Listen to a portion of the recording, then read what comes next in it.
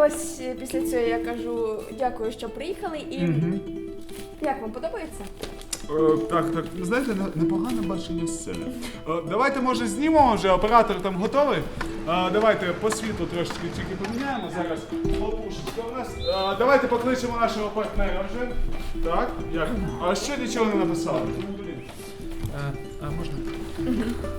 Ось після цього. Женька, оце прикольно вийшло. Що? Ну прикольно вийшло. Скажи всім привіт підписникам.